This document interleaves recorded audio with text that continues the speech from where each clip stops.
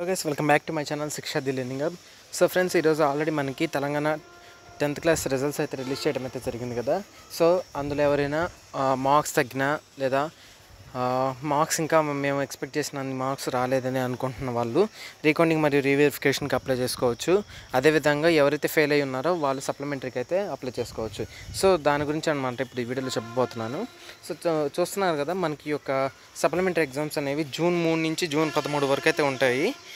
అదేవిధంగా ఈ యొక్క ఎగ్జామ్ టైమింగ్స్ వచ్చేసి మార్నింగ్ 9:30 నుంచి ఆఫ్టర్నూన్ 12:30 వరకు అయితే ఎగ్జామ్స్ అనేవి జరుగుతాయి అన్నమాట. సో రీకౌంటింగ్కి వచ్చేసి 15 రోజుల వరకు అప్లై చేసుకోవడానికి అయితే టైం ఇచ్చారనమాట. సో ఇప్పటి నుంచి 15 రోజుల వరకు అయితే మనకి టైం ఉందన్నమాట. సో ఈ యొక్క రీకౌంటింగ్ అప్లై చేసుకోవడానికి అదేవిధంగా సేమ్ రీవెరిఫికేషన్కి కూడా 15 డేస్ టైం అయితే ఇవ్వడం జరిగింది. సో రీకౌంటింగ్ రీవెరిఫికేషన్కి వచ్చేసి 15 డేస్ టైం అయితే ఇవ్వడం జరిగిందనమాట. సో ఈ యొక్క 15 డేస్లోనే మీరు అప్లై చేసుకోవాల్సి ఉంటుంది. సో ఈ యొక్క డేట్ అనేది ఎక్స్టెండ్ చేయడం అయితే జరగదనమాట. ఈ యొక్క 15 డేస్లోపే మీరు అప్లై చేసుకుంటే కానీ మీకు రీకౌంటింగ్ మరియు రీవెరిఫికేషన్ అనేది చేయడం జరగదు.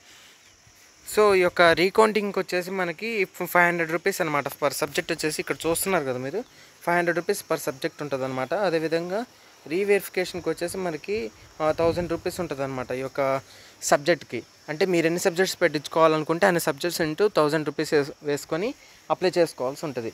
సో మ్యాక్సిమం రీకౌంటింగ్ని అయితే అవాయిడ్ చేయండి. సో రీకౌంటింగ్ వల్ల యూజ్ అయితే ఏముండదు, రీవెరిఫికేషన్కి అయితే వెళ్ళండి.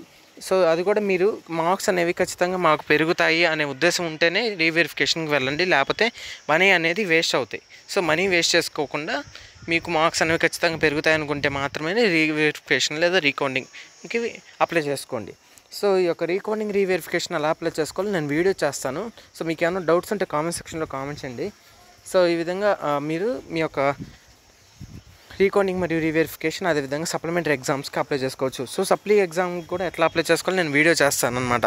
సో ఈ యొక్క వీడియో మీకు కావాలనుకుంటే సప్లీ వాళ్ళైతే సప్లీ అని కామెంట్ సెక్షన్లో కామెంట్ చేయండి. అదేవిధంగా రీకౌంటింగ్ లేదా రీవెరిఫికేషన్కి అయితే నేను ఆల్రెడీ ఇంతకుముందు వీడియో చేసే ఉంచాను, అది మీరు చూడవచ్చు. లేకపోతే నేను మళ్ళీ ఇంకొక వీడియో అయితే చేసి పంపిస్తాను అనమాట.